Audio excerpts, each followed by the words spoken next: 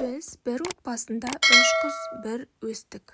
Мен үйдің ең кенжесімін. Ата-анам бір жалақыға қарап отырған қарапайым адамдар. Үлкен әпкем мектеп бітірген соң жоғары оқу орнына түсе алмады. Қалаға дүкенге сатушы болып жұмысқа орналасты. Жұмыс істеп жүріп тұрмысқа шықты. Әпкем тұрмысқа шыққан жылы мен мектепті бітіріп жоғары оқу орнына оқуға түстім. Мен әпке жездеммен бірге тұрдым. Жездем жалпы жаман адам емес. Бірақ әпкемнің мінезімен екеуі бір шаңырақ астында сыйыспады. Ата-анам отбасы болған соң ыдыс-аяқ сылдырламай тұрмайды. Некенің ғұмыры ұзақ болуы үшін шыдамдылық пен сабырлылық керек деп әпкемді ақылға шақырғанымен әпкем тыңдамады.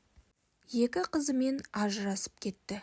Ажырасқан соң ауылда әке-шешемізбен 5-6 ай тұрып, сосын әпкем қайтадан қалаға жұмысқа келді. Екі қызын ата-анамызға тастап кетті. Мен бұл кезде жатақханада тұратынмын. Ол құрбыларымен бірге пәтер жалдап тұрып жатты. Оңтайлы жұмыс табыла қоймаған соң қаладағы ауруханалардың біріне санитарка болып жұмысқа орналасты. Әпкеммен бірге тұратын қыздар да өзі сияқты тұрмыста болып келген келіншектер. Анда-санда қонаққа барып тұрдым, бірақ әпкем мені аса іздей қоймайтын. Кейде барғанымды да жақтырмай тұрған сияқты көрінеді. Сондықтан тез қайтуға тырысатынмын. Сол анда-санда барғанымның өзінде әпкемнің не істеп жүргенінен хабардар болып қалатынмын. Қасындағы қыздары да, әпкем де кешкілік түнгі клубтарға барғанды жақсы көретіндерін байқайтынмын. Мені әке-шешемізге айтпасын дей ме, әлде әпкелік мейірімі ме, маған қаржылай көмектесіп тұрды. Тіпті демалыс күндері базарға ертіп барып, киім-кешек те алып беретін. Осылайша мен институттың соңғы курсына да келдім. Мен оқуды бітірген жылы әпкем өзі сияқты 2 баласымен ажырасқан бір жігітке тұрмысқа шығатынын айтты. Ол жігіт әпкемнен едәуір үлкендеу еді. Әпкемнің тұрмысқа шығатынын естігенде бәріміз қуандық. Әсіресе ата-анамның қуанышында шек болмады. Жездеміздің бірінші некедегі ұлдары ер жетіп, өз алдарына үй болып кеткен екен. Әпкем тұрмысқа шыға салып, 2 қызын өзінің қолына алды. Арада 1,5 жыл өткенде ұлды болды. Жездемнің жеке кәсібі, үй-жайы бар. Әпкемнің барлық жағдайын жасады. Әпкем ешкімнен кем өмір сүрген жоқ. Жездем тіпті арагідік ауылдағы ата-анамызға да қаржы жағынан көмектесіп тұрды.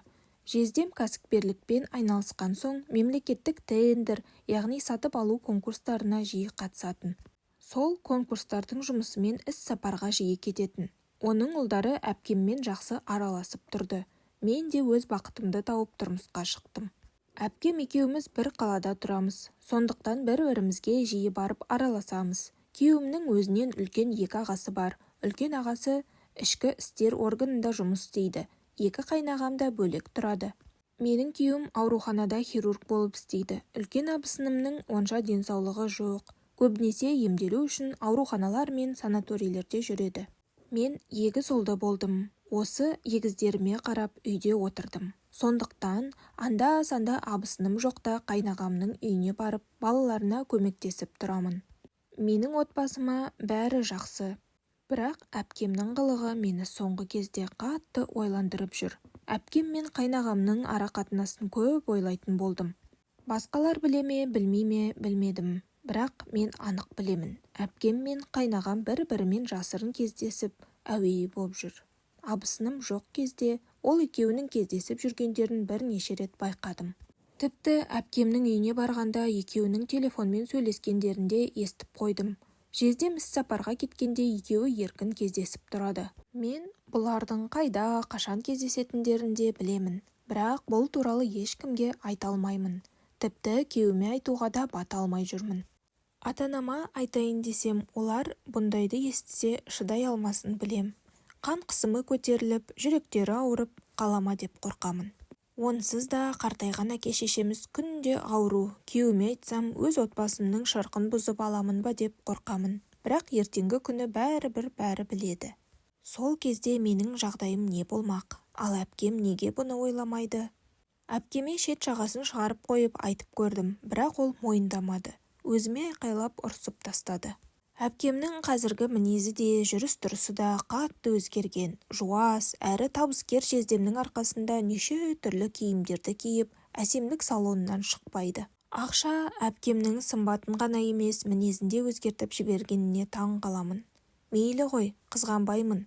Тек осындай жағдай жасап, отырған жездеме қалай сатқындық жасауға дәті барады. Әпкене жиіркене қарайтын болдым. Құрметті оқырмандар, маған ақыл қосыңыздаршы. Ел жұрт соқыр емес қой. Бәрібір бір күні шындықтың беті ашылады. Қайнағамның жүрісінен абысыным да сезіктенеді. Бірақ ұстап алмаған соң үндемейтін шығар. Егер шындықты жезден біліп қойса ше, әпкем қыздарының болашағына да балта шауып отырғанын неге түсінбейді екен? Бұны қалай тоқтатуға болады? Қартайып отырған ата-анама да жаным ашиды. Олар естісе не болмақ? Ал егер менің күйеуім біліп қойса ше? Ешкімге айта алмаған сырымды сіздермен бөліскеніме айып етпеңіздер. Басқа амалым болмаған соң сіздерден ақыл сұрап, әпкемнің жеңілтектігіне бола отбасымнан айырылғым келмейді.